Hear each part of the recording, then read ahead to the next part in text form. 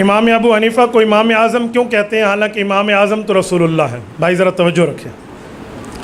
آپ کو کس نے کہا حضور پاک امام اعظم ہے؟ قرآن میں ہے، حضور کے فرمان میں ہے.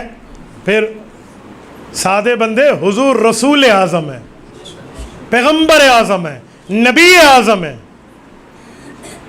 حضور رسول اعظم ہے، امام اعظم کہاں ہے؟ امام تو امام ہوتے ہیں، وہ امام اعظم ہوتے. اور اگر ایسا ہی ہے تو پھر قائد اعظم آپ محمد علی جناح کو نہ کہا کریں.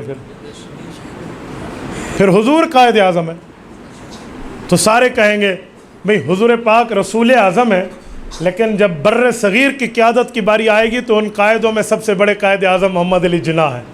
تو میں کہوں گا صحابہ کے شاگردوں میں امام تو بہت زیادہ ہیں، لیکن جب سب سے بڑے امام کی باری آئے گی تو امام اعظم ابو حنیفہ ہے.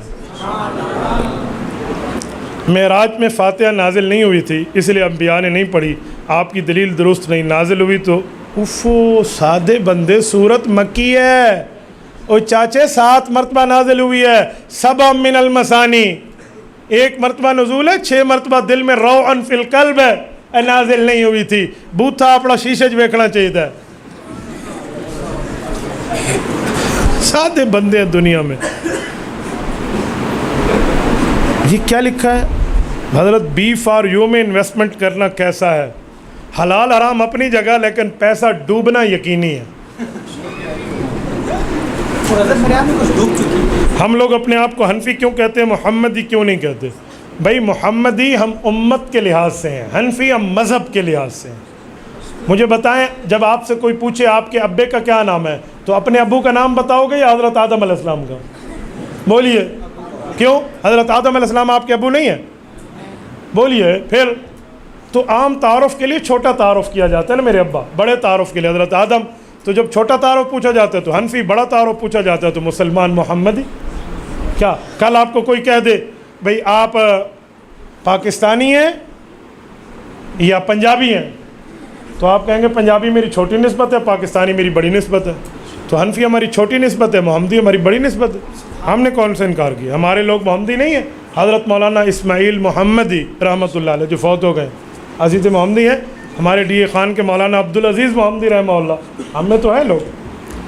اگر رفع دین گھوڑے کی طرح دم ملانا، جب رفع دین کیا جاتا ہے اس وقت شریر گھوڑوں کا دم تھا یا نہیں تھا؟ اللہ کے رسول نے فرمایا ہے، جب حضور نے فرما دیا تب میں بھی کہتا ہوں. پہلے کیا تھا کیا نہیں تھا وہ حضور پاک کا معاملہ ہے. جب حضور نے کہہ دیا تو ہم نے بھی کہہ دیا. مماتیوں کے پیچھے نماز ہوتی ہیں؟ جی بالکل، دیوبندیوں کی نہیں ہوتی. مماتی ہو تو مماتی کے پیچھے ہوتی ہے، بریلوی ہیں تو بریلوی کے پیچھے ہوتی ہے، مودودی ہیں تو مودودیوں کے پیچھے ہوتی ہے. دیوبندی ہیں تو آپ اپنی نمازوں کو ضائع نہ کریں، اپنے پیچھے نماز پڑھیں، یعنی اپنے امام کے پیچھے. کہتے ہیں جو مجبوری میں پڑھی ہیں وہ خوشی سے لوٹا لیں. ایک نعرہ لگایا عقیدہ حیات النبی. آپ یہ کیوں نہیں کہتے عقیدہ حیات الانبیاء؟ بھئی دونوں کہنا چاہیے. آپ نے فرمایا امین، آہستہ بھی ٹھیک، اونچی بھی ٹھیک. کیا احناف کا عقیدہ آپ نے رفع دین میں فرمایا کبھی کرنا کبھی مسلک سے ہٹا ہوا ہے؟ بھئی اللہ کے رسول نے شریر گھوڑا فرما دیا، اسی چھڑ دیتے ہیں.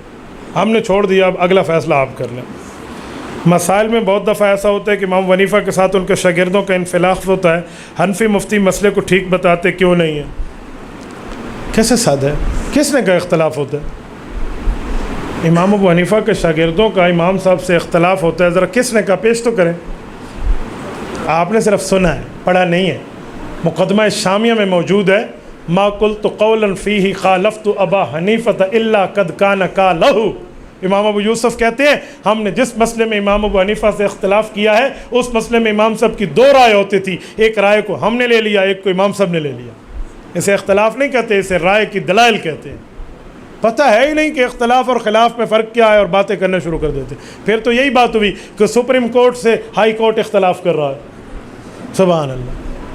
اگر اختلاف کر رہا ہے، بھائی اختلاف ہوتا کیا ہے؟ کوئی چیزیں ہوتی ہیں، 2 رائے ہوتی ہیں. علاقائی سطح پہ ہائی کورٹ کرے گا، ملکی سطح پہ سپریم کرے گا. چھوٹے مسائل پہ 2 رائے ہیں، شاگردوں نے رائے لے لی تو ان کا قول ہو گیا، امام صاحب نے دے دی تو ان کا ہو گیا. اصل قول امام ابو حنیفہ کا ہوتا ہے.